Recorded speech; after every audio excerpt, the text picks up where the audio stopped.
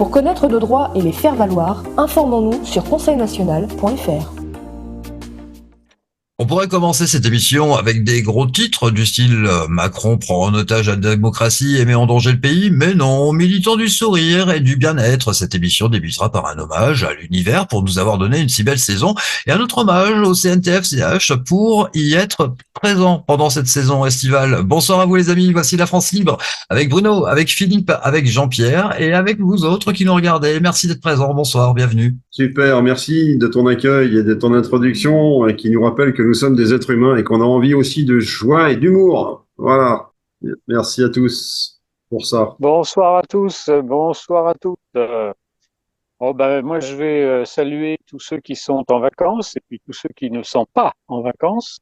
Vu la température qui règne actuellement, je pense que si on n'est pas en vacances, ça devient assez fatigant. Si on est en vacances, on a qu'à mettre les pieds dans l'eau et même le reste. Et à ce moment-là, on peut en profiter un petit peu et oublier un petit peu toutes les péripéties de la Macronie avec les Jeux Olympiques. Mais par contre, certains animaux doivent être très contents actuellement à Paris. C'est ceux que Anne Hidalgo appelle les surmulots. Les surmulots, excellent.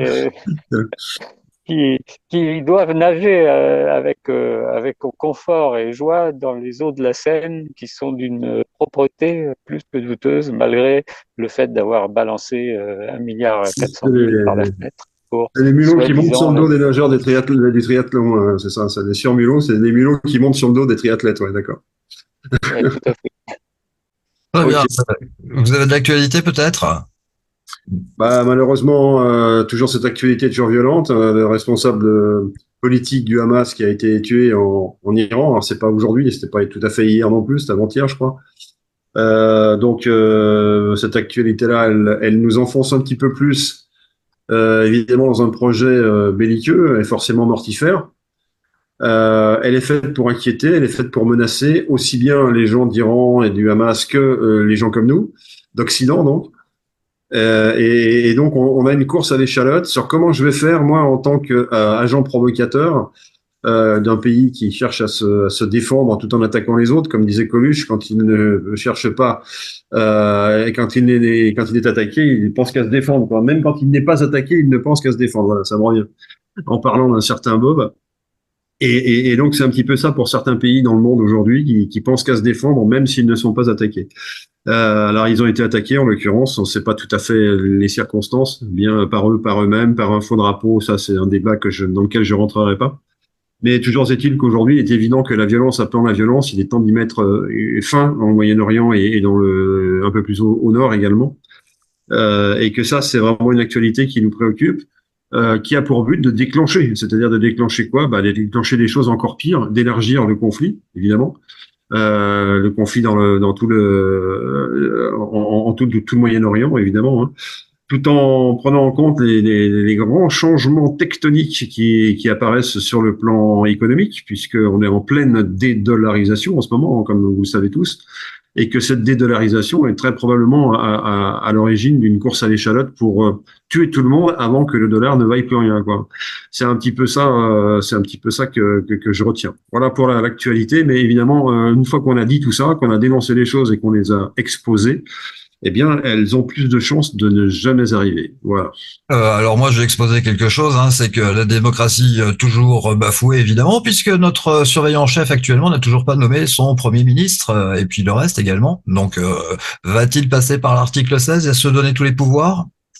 Allez, je vous propose une chose, c'est de regarder l'actualité en images, et on se retrouve juste après. Revenons sur l'histoire des Jeux Olympiques. Tout a commencé en 776 avant Jésus-Christ à Olympique. Juste ici, à 4 heures d'Athènes en voiture. Oui, on a fait de la route. C'est ici que les tout premiers Jeux Olympiques antiques ont été créés, donc en 776 avant Jésus-Christ. Et du coup, ils organisaient tous les 4 ans des Jeux, et ce pendant 12 siècles avant d'être supprimés. Mais alors, si les JO se sont arrêtés en 394 après Jésus-Christ, comment ça se fait que cette pratique soit encore présente aujourd'hui, et ce, partout dans le monde ? Eh bien... Vous voyez ce monsieur, Pierre de Coubertin ? c'est un Français et il a décidé en 1894, donc il y a 130 ans, de rétablir les Jeux Olympiques. Il s'est dit, en vrai, le sport, c'est hyper important. Ça serait trop bien de faire ça à l'international. Et du coup, c'est grâce à lui que, qu'il y a les Jeux Olympiques, du coup, cette année à Paris et un peu partout dans le monde depuis 130 ans. Les Jeux Olympiques modernes débuteront donc en 1896 à Athènes. Et 110 ans plus tard, en 2004, c'est leur retour de nouveau dans leur pays d'origine, la Grèce. Pour cette grande occasion, le pays va y investir beaucoup d'argent pour y construire des dizaines d'infrastructures, dont une vingtaine de stades qui seront laissés à l'abandon quelques mois plus tard. L'actualité en images avec les JO, là on a vu, c'était en 2004, c'était en Grèce et on a vu ce qui s'est passé évidemment après ces Jeux Olympiques. Oui, la Grèce. Oui, c'est du gaspillage. C'est du gaspillage. Alors qu'on pouvait faire beaucoup mieux et construire des équipements totalement réutilisables, comme ça s'est fait dans certaines villes. Je vois par exemple Barcelone, les Jeux Olympiques, tout a été réutilisé après. Et il y a même des rivières artificielles qui ont été créées, notamment pour le canoë-kayak, pas loin de la principauté d'Andorre, et ils sont toujours réutilisés 30 ans après les Jeux de Barcelone, et ils sont utilisés en permanence. Et ça rapporte aussi des devises à toutes les villes parce que ça fait venir du tourisme, etc. Donc c'est tout simplement une question d'intelligence, de bon sens et d'organisation. Mais quand on a la grosse magouille derrière et quand on a uniquement des politiciens qui essayent de se remplir les poches, on arrive à ce résultat catastrophique. Tu es en train de spoiler le sujet du jour, Bruno. Serais-tu en train de dire que les Jeux Olympiques auraient quelque chose de trouble? Par exemple, seraient-ils en eau trouble? Alors avant de répondre à cette question pleine de sous-entendus, compléter peut-être le dossier sur les Jeux Olympiques modernes, initiés par Pierre de Coubertin en 1896 pour les premiers Jeux, mais pensés un peu avant par lui. Quelle était l'idée maîtresse? Est-ce que c'était de faire de l'argent, de faire du business? Je pense pas. Je pense que c'était surtout l'idée de faire s'affronter les nations autrement que par la guerre. Et ça, c'était à cette époque-là une idée complètement folle. Pourquoi je dis ça? Parce qu'on savait à cette époque-là dans l'Occident qu'on appelle aujourd'hui collectif, c'est-à-dire l'Europe de l'Ouest ou l'Europe tout entière, et même la Russie à l'époque, eh bien, on savait pertinemment qu'à un moment ou à un autre interviendrait une guerre entre des blocs qui s'étaient associés entre eux en deux blocs principaux qui n'avaient qu'un objectif et qu'une raison d'être, c'était de s'affronter militairement. Alors, on ne savait pas si ça aurait lieu en 1896, en 1900, en 1905, en 1907, en 1911, où ça a failli être déclaré en 1911. Et puis finalement, ça a pété en 1914. Donc voilà. Mais ça a pété parce que c'était prévu que ça pète. Et il fallait que ça pète. Il y avait certaines personnes qui avaient des gros intérêts financiers. Donc l'idée de monsieur de Coubertin, c'était bien de dire, essayons de retarder au mieux cette période de folie pour essayer de creuser un petit peu dans la fraternité intra-européenne. Bon, malheureusement, les Jeux Olympiques n'y ont pas suffi. Les accords militaires ont été beaucoup plus efficaces, mais qui nous ont conduit à la guerre, évidemment. Voilà ce que je voulais rajouter comme commentaire sur la partie des Jeux Olympiques modernes. Alors, on va passer au thème d'aujourd'hui, tout simplement, et je l'ai un petit peu dit tout à l'heure, les Jeux Olympiques. Alors, je ne sais pas s'il faut faire le jeu de mots avec ce qui se passe avec la salubrité, évidemment, du côté de Paris, ou pour le côté... Les Jeux Olympiques en eau trouble, c'est notre thème de ce soir. Voilà, c'est le thème de ce soir. Alors, je veux bien enchaîner. Évidemment, c'est un thème qui est perfide, je veux dire, qui fait allusion, bien sûr, aux eaux troubles de ces pauvres triathlètes qui ont nagé malgré tout, alors que depuis un an, on n'arrivait pas à obtenir la véritable salubrité de la Seine à cet endroit-là de la Seine pour ce parcours-là. Qu'il y a 8 jours encore, c'était presque bon, mais il y a plus. Donc figurez-vous qu'il a plus, chose qui arrive, et que donc les boues sont remontées à la surface, et que le jour J, finalement, tout allait bien, quoi. Alors le jour J, c'était avant-hier. Les triathlètes sont partis, certains sont revenus, enfin je plaisante, tous sont revenus, mais il y en a qui sont revenus assez malades. Alors est-ce qu'ils avaient mangé quelque chose de travers, ou est-ce qu'ils avaient bu quelque chose de pas sain, ou partagé un repas avec des rats ou des surmulots? Je ne sais pas. Jour est-il que des gens sont tombés malades. Je vais citer le nom d'un certain Tyler Mislawchuk, pas facile à dire, qui est un Canadien et qui a vomi 10 fois après être sorti de l'eau. Alors ça, à mon avis, c'était pas son petit déjeuner. ça devait être ce qu'il avait dit, les tasses qu'il avait dû boire. Donc effectivement, les eaux sont troubles, et puis il y a également les eaux troubles de tout ce qui tourne autour de l'organisation, de tout ce qui est de l'ordre du spectacle qu'on a vu. Donc l'ouverture des Jeux, on en a déjà bien parlé, mais je crois qu'on va en parler encore beaucoup parce que ça a fait le tour de la planète, cette affaire. Et il faut savoir que dans certains pays, certaines images ont été carrément censurées.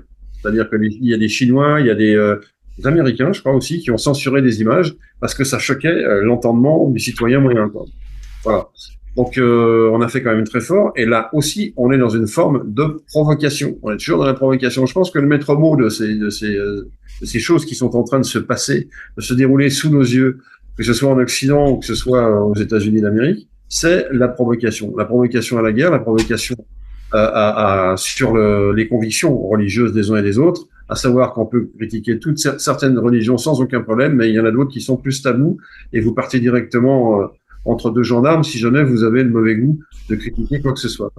Donc voilà, donc on est sur du deux poids deux mesures comme d'habitude, du double standard comme disent les Américains, et ça s'installe en France. Et la provocation, c'est ce qui est très bien décrit par Monsieur Attali.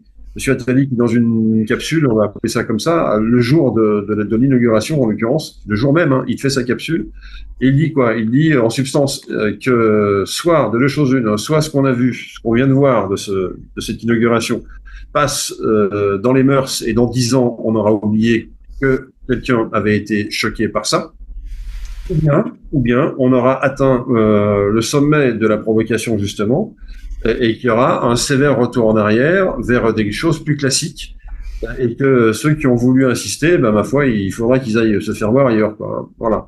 Ceux qui ont voulu provoquer, pardonnez-moi, ils devront aller se faire voir autrement. Moi, je résume, mais c'est ça l'idée. Donc, il y a de sa part une forme de lucidité, hein, parce que ce qu'il dit, c'est du bon sens, il faut reconnaître, et que ça sera soit l'option 1, soit l'option 2.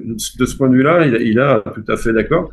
Il a tout à fait raison, et nous sommes d'accord avec son analyse, évidemment. Mais cette analyse, il l'a faite d'autant mieux qu'il est à l'origine de ces tentatives de provocation qui doivent nous faire sauter des sauts quantiques dans ce qu'on appelle l'évolution humaine. Bon, tout ça ne fonctionne pas. Il n'y a pas de la ringardisation si jamais on n'est pas d'accord avec eux, ni de la modernisation si on est d'accord avec eux. Il y a simplement des choses qui frappent notre entendement en tant qu'êtres humains, et les êtres humains que nous sommes, qui sommes censés regarder ces Jeux Olympiques comme un spectacle qui nous satisfait. Nous avons à l'inverse un spectacle qui nous fait hurler à la mort, pour dire qu'on n'est pas d'accord. Et je rencontre des personnes qui ont trouvé à la télévision que c'était très beau, que c'était excellent, etc. Bon, c'est qu'ils n'ont peut-être pas bien creusé les images qu'ils ont vues. Il y a effectivement, on parle beaucoup de satanisme dans certains cas. Bon, le satanisme pour moi, à ce niveau-là, c'est un folklore, quoi. C'est rien d'autre. Ça n'est pas un club organisé de gens qui ont prévu de faire quelque chose en particulier. C'est des représentations sataniques que je qualifierais de folkloriques. Voilà. Mais ça ne veut pas dire pour autant qu'il faut s'habituer à ce genre de choses. Voilà. Donc on est toujours dans cette ambiguïté. Oui, Bruno, je te passe la parole. Alors Philippe, oui, je voulais juste rajouter à ce que tu dis que de toute façon, finalement, depuis longtemps, presque depuis le début avec Pierre de Coubertin, les Jeux Olympiques ont toujours été politisés, hein. Ça a toujours servi d'instrument. À partir du moment où il y a les moyens de communication, à partir du moment où ça touche le plus grand nombre, eh ben, il y a les droits télé, il y a l'argent, il y a tout ça qui intervient. Et puis la politique. Des pays se sont fait la fierté d'avoir organisé les Jeux Olympiques, et certains s'en sont même servis après pour augmenter leur puissance. On peut penser aux Jeux Olympiques de 1936 avec Adolf Hitler. D'ailleurs, ça a été à ces époques-là que la première émission de télévision a existé. C'est pour retransmettre les Jeux Olympiques de 1936. Et puis, on peut regarder ce qui s'est passé à Munich à l'époque où les athlètes israéliens ont été victimes d'un attentat. On peut regarder ce qui s'est passé effectivement lors de la cérémonie d'ouverture il y a quelques jours. On voit que c'est absolument politisé. On voit qu'ils veulent faire passer un message politique qui n'avait rien à voir avec le sport. Le seul moment où on a vu le sport, c'est quand les athlètes ont défilé. Et puis après, c'était uniquement du spectacle, mais dans un certain nombre de tableaux, effectivement, du spectacle de mauvais goût, que certains ont qualifié simplement de mauvais goût, et d'autres ont qualifié carrément d'absolument impensable au niveau de ce qu'on a vu. Tout dépend de ce que chacun voit. Mais enfin, on a vu que c'est surtout l'idéologie wokiste qui a été mise en avant et pas du tout une idéologie qui puisse correspondre à ce que représente actuellement le peuple français. C'est pour ça qu'il y a eu tellement de gens qui ont crié au scandale. Alors, pourquoi c'est toujours politisé? Parce que c'est un moyen de propagande, tout simplement. À partir du moment où ça touche des millions, voire des milliards de personnes, c'est pour ceux qui veulent diffuser un message qui soit bon ou mauvais, c'est le meilleur moyen de faire sa propre propagande. Et on se sert de ça. Et puis, au niveau de l'argent, évidemment, comme on voit dans le foot aussi, hein, et même maintenant dans le rugby aussi, à partir du moment où il y a des droits télé absolument astronomiques, eh bien, il y a de l'argent qui est en jeu. Et même pour le choix des villes qui vont abriter les Jeux Olympiques, on n'est pas à l'abri d'avoir non seulement des lobbies qui interviennent, mais aussi un certain nombre, très probablement, un certain nombre de dessous de table. Voilà ce que je voulais rajouter pour continuer, Philippe. Dessous de table, ça me fait penser à tennis de table. On n'aura pas de médaille d'or, même malgré les qualités extrêmes de ce jeune homme français de 17 ans qui se colte avec des Asiatiques spécialisés du ping-pong. Je fais cette parenthèse et je la referme. Alors merci effectivement pour ton intervention, Bruno. Oui, il y a d'autres choses qui font que nous sommes en eau trouble, bien sûr. Est-ce que tous les athlètes qui auraient pu challenger nos athlètes sont présents sur le terrain olympique? Ben non. Je pense notamment au judo et en particulier au poids lourd et en particulier encore à Monsieur Teddy Riner qui est un immense champion de judo, mais qui malheureusement ne pourra pas s'affronter aux meilleurs. Pourquoi? Parce que les meilleurs sont en la matière des Russes, figurez-vous, et que jusqu'au dernier moment, les Russes étaient prévus pour être inscrits dans ces Jeux JO, et puis il s'est passé on ne sait pas quoi. Finalement, ils ne sont pas inscrits aux JO. Donc ça ne veut pas dire que nous avons refusé le combat, hein, je ne sais pas ce que je suis en train de dire. Et je dis que forcément, je me mets 2 minutes à la place de Monsieur Riner, qui est un immense champion et qui aurait sûrement aimé finir sa carrière, comme c'est probablement le cas aujourd'hui, dans les jours qui viennent, sur une victoire sur des gens capables de le battre et non pas sur des gens qu'il a toujours battus tout au long de sa carrière. Voilà ce que je voulais faire comme remarque. Donc on est dans les eaux troubles, c'est-à-dire qu'il y a des gens qui ne sont pas là pour challenger un certain nombre d'athlètes et en particulier les nôtres. Bon, alors c'est pas vrai partout, hein, puisque nous avons par exemple en natation un super champion qui survole la discipline, comme on dit. D'ailleurs, il marche sur l'eau, ce monsieur. Il nage pas, il marche sur l'eau, comme on disait de Jésus. Il marche sur l'eau, lui c'est un peu pareil. On a l'impression qu'il ne touche pas l'eau, et c'est assez exceptionnel. Donc ça aussi, c'est des choses vraiment, voilà. Et puis ce que je voudrais aussi remarquer ou rapporter, c'est une expression qu'on entend souvent par rapport aux dépenses financières de ces jeux. Donc on est à 4 milliards, je crois, 4 milliards quelque chose.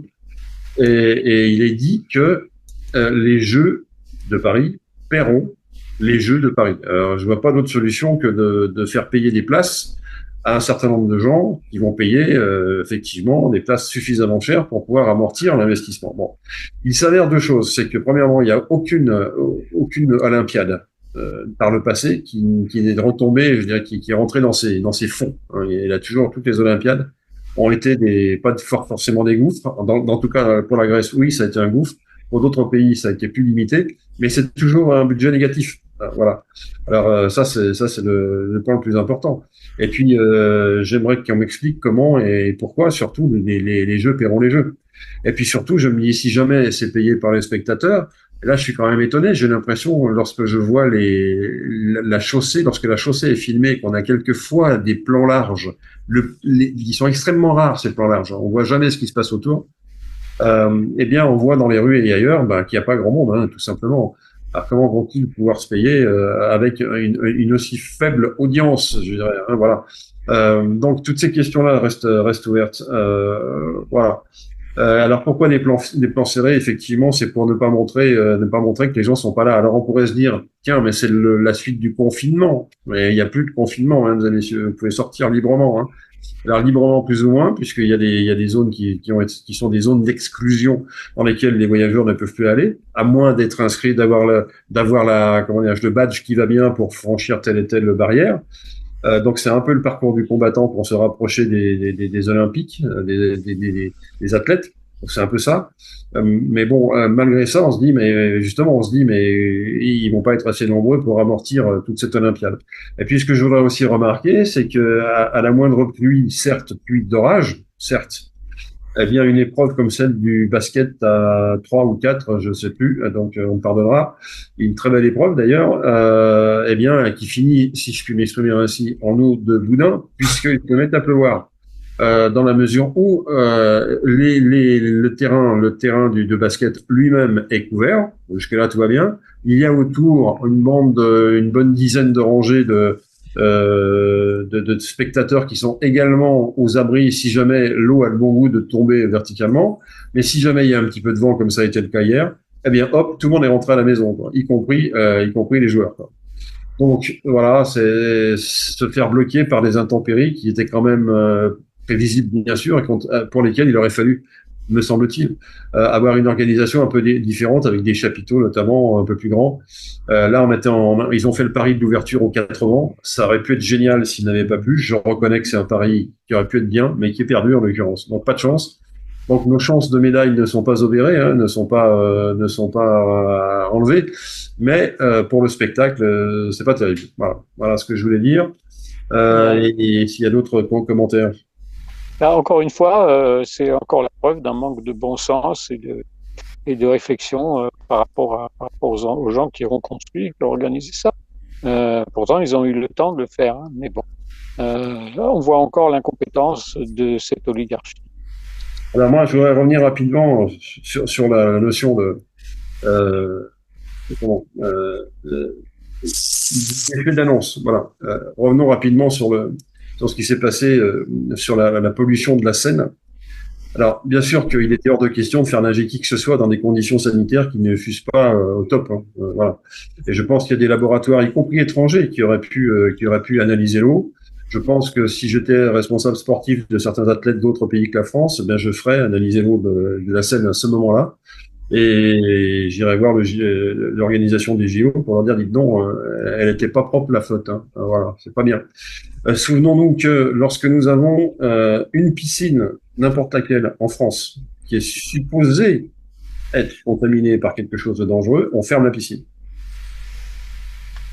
Là, nous sommes dans une configuration inverse, c'est-à-dire que la piscine, c'est la Seine. Tout est mis en œuvre pour la sécher, pour la sainir, pardonnez-moi, pour la sainir. Et au dernier moment, il semblerait qu'on ait donné le feu vert, alors qu'il y avait toute probabilité pour que ce soit plutôt un feu rouge, quoi.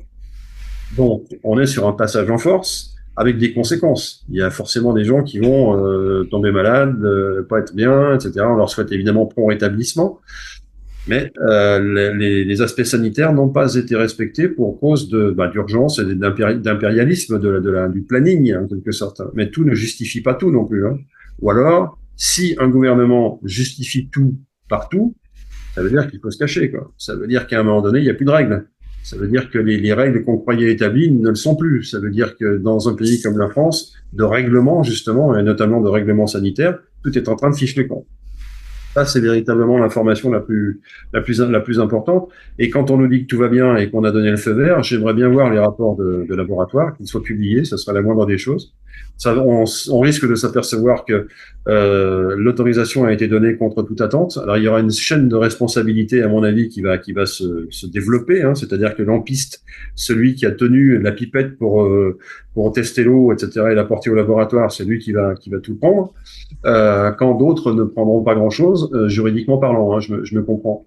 Donc, j'ai envie de dire, on a trop entendu de mensonges dans Trujillo, notamment sur l'autofinancement, notamment sur la qualité de l'eau, pour ne parler que de ces deux exemples. On se demande si il ne faudra pas, pour la prochaine Olympiade, rajouter un sport qui s'appellera le mensonge, justement. Voilà. Rappelons-nous de notre cher Laurent Fabius, responsable mais pas coupable. Absolument. Ah mais attention, hein, le mensonge n'est pas un sport, c'est le grand art, n'oublions pas, le grand art. C'est ça. N'est-ce pas Jean-Pierre? Oui, je me suis posé la question, pourquoi y a-t-il aussi peu de monde? Et ma réponse, qui n'est pas forcément la réponse de tout le monde, mais c'est la mienne, manque d'idéal. C'est-à-dire que normalement, les Jeux Olympiques, c'est une grande fête de la trêve entre humains qui se rassemblent pour jouer ensemble et non pour faire la guerre. Et ce manque d'idéal, le fait d'exclure un peuple, crée un manque d'idéal. Donc, il faut vraiment être très passionné par le sport pour aller assister à un truc qui manque d'idéal, qui manque de joie et de convivialité humaine. Voilà mon point de vue.